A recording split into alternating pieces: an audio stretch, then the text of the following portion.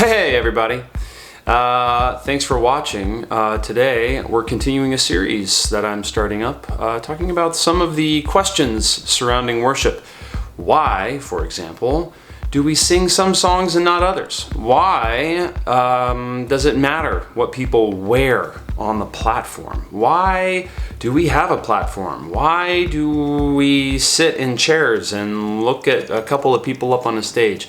All these conventions that we've established over time, and some of us just find ourselves going through the motions, but also maybe wondering about some of the backstory. If you'd like to check out any of the other videos in this series, you can click right up here. Today, we're going to be talking about smoke and haze, the smoke show, the smoke screen, the big dance, the razzle-dazzle. When talking about any of these things, it's helpful to have context. So take a moment with me, if you will, and let's head on back to the 60s and 70s, even the early 80s. Songwriters started to pop up, and praise choruses were being more and more incorporated, becoming more and more popular. And there was a shift that had to happen where people who were used to one thing said, hey, wait a minute, this isn't what we've always done. And people in the new school of thought said, yeah, but why not change and try something new?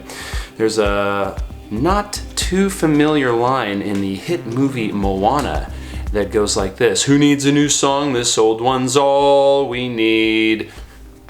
Go take a listen to it if you haven't already. I think you'll enjoy it. And then in the late 80s, early 90s, most large churches already had electric guitar players and drummers, and they were starting to incorporate something else. Maybe some lights, and maybe some haze, some environmental effects in the room so that we could see the beams of light coming down. And really all of this came, I think, from an underlying question of motivation, which is a good thing. And hopefully, rather than just copycat what the other churches were doing, individual churches were asking, what's our mission? And they were asking themselves, who is in our church right now, and who might we want to be in our church? And maybe those were two different lists of people, which is an interesting idea. For example, I have a friend, we'll call him Trent. He goes to Smashing Pumpkins concerts. He actually has been to all of them, but I'm not sure he would come to my church service. If my church service was a little bit more like a Smashing Pumpkins concert, maybe he might want to come and I could convince him to show up. And now, of course, over the years, lights, haze, volume, these are all tools that we've come to use, and they're almost like a new orthodox.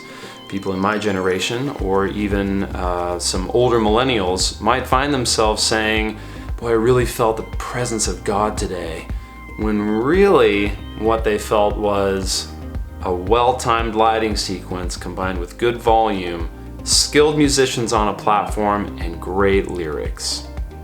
Here's the bottom line. These things, these tools, are conventions. And just like the churches in the 70s and the 80s and the 90s, there's been a gradual shift, and there probably will continue to be. So what's important is that we have solid principles, and then our methods can fluctuate and change to adapt to the times. So without further ado, here are 3 ideas I think are worth considering. Number 1, what if we saw these elements as tools? Used on some days for some circumstances, and reserved or withheld or definitely not used in other circumstances.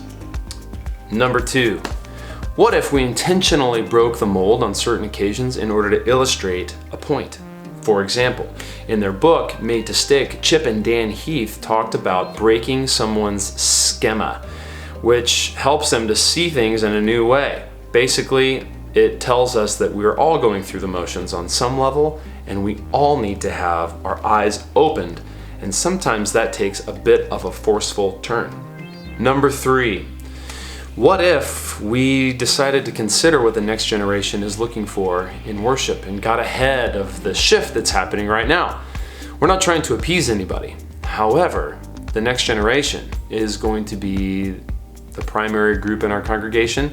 They're going to be the new people who are serving and volunteering. They're going to be the ones leading us in the future. Thanks for watching. I'll catch you in the next video.